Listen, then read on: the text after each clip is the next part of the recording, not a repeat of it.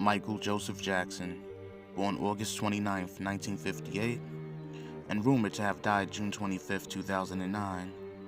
Now, this left a lot of fans wondering what actually happened. So 7 years ago, I had created a video series entitled Michael Jackson is Alive, Death Hoax Minisodes.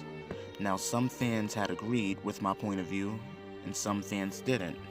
However, that doesn't change the fact that everything presented to us from the media, it actually looked a little off, it looked a little sideways, and it actually just looked like it was potentially fake.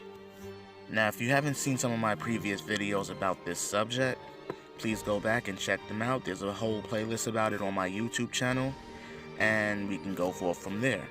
Now, June 25th, let's go into listening to the 911 call first, and we'll talk about the strangeness of that.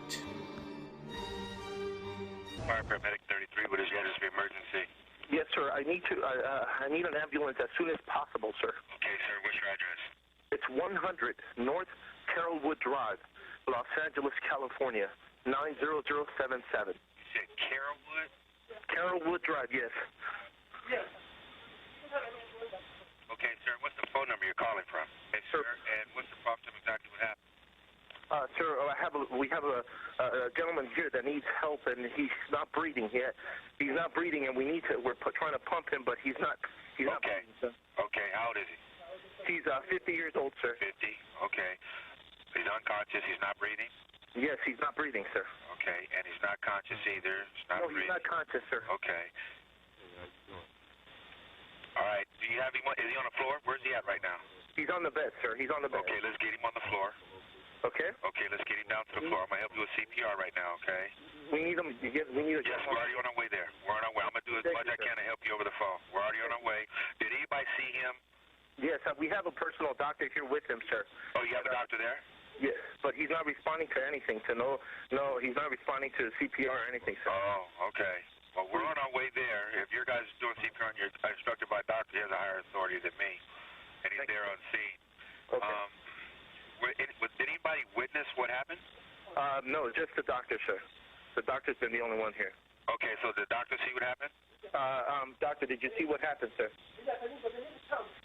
Sir, you just, if you can please. We're on our way. We're on our way. I'm just passing these questions on to my paramedics while they're on the way there, sir. Thank you, sir. He's pumping his chest, but he's not responding to anything, sir. Please. Okay. We're on our way. We're less than a mile away, and we'll be there shortly. Thank you, sir. Thank you. Okay, sir. Call us back if you need help. Thank you. Yes, sir. Now, first thing I noticed with the 911 call is that the caller never mentioned who it was. He kept saying, this man. Now, I know what the audience will say, and I know what my subscribers will say. Oh, well, they couldn't say anything because it's Michael Jackson.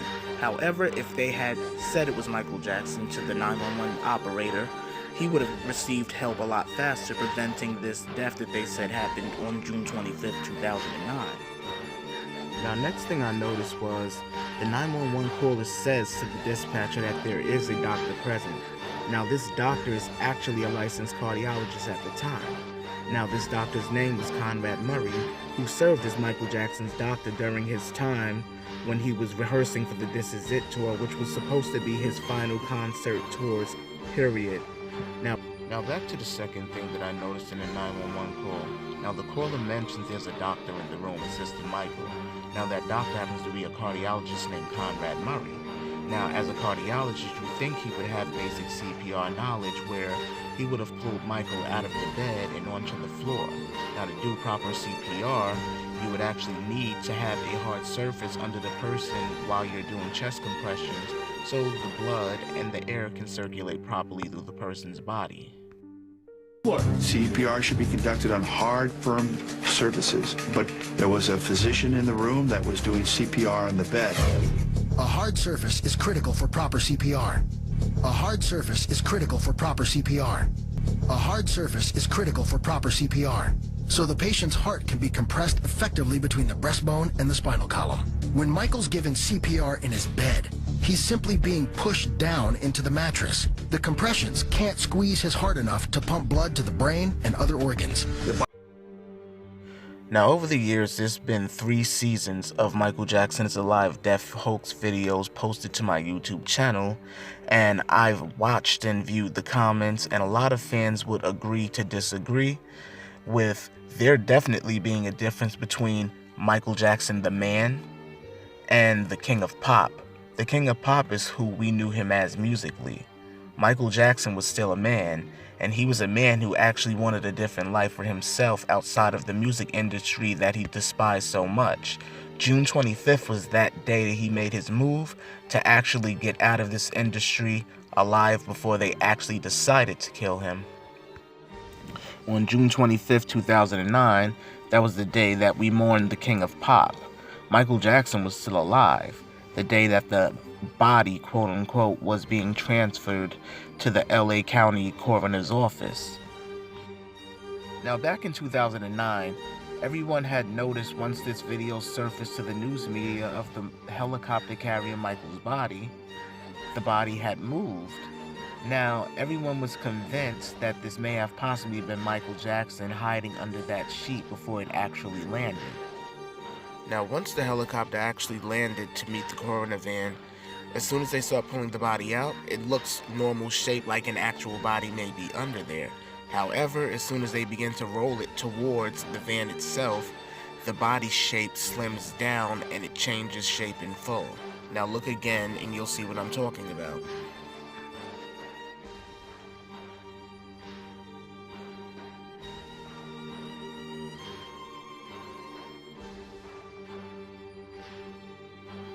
Now, back in 2009, as a fan, seeing this in the news media, it was a little confusing, because as they are removing the body from the helicopter, the body has a knot tied in the sheet, but by the time it makes its way down to the van, the knot has been removed, and it kind of looks like the sheet is just tucked all over the place.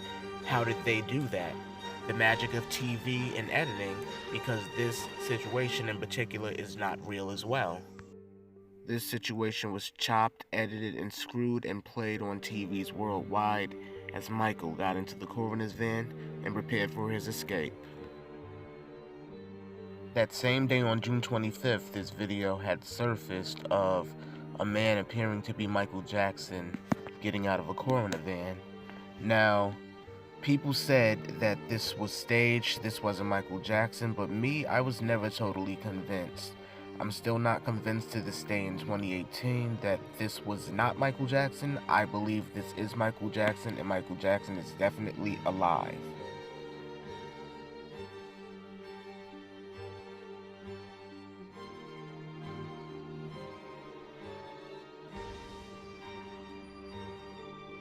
Fans have said over the years that the coroner van that assisted Michael in his escape was driven by Craig Harvey, the LA coroner, but he never actually drove that van. That van was driven by Michael's bodyguards, who drove that van to a secret location. That coroner van never made its way back to the coroner's office until Michael made his way to the airport later that day. Some fans may remember, some fans may have forgotten, and some current fans may question my statement in this video asking, what do I mean by he escaped to the airport?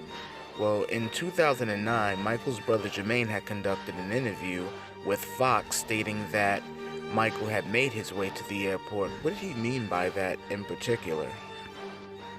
Very healthy, but Michael was not with us way before he arrived to the airport. Now, many fans did believe Jermaine's statement when Jermaine said that Michael actually left and arrived at the airport. Now, for him to have said that, he had to have known that Michael was still alive and Michael had actually arrived at an airport to have escaped, as we all assumed to begin with. Now, with Jermaine letting us know that Michael is alive with this slip-up that he had in the Fox interview, he won't be the only family member to let us know this. There'll be several other family members that have slip-ups just like this one. But I can't cover that all in this video. I'll cover that in the next video, and there'll be so much more content coming. Now, to all my MJ Hoax believers, go ahead and hit that subscribe button and hit that notification bell. As more content is coming, make sure you like and comment as well, as I know you will. And just keep believing. MJ is definitely alive.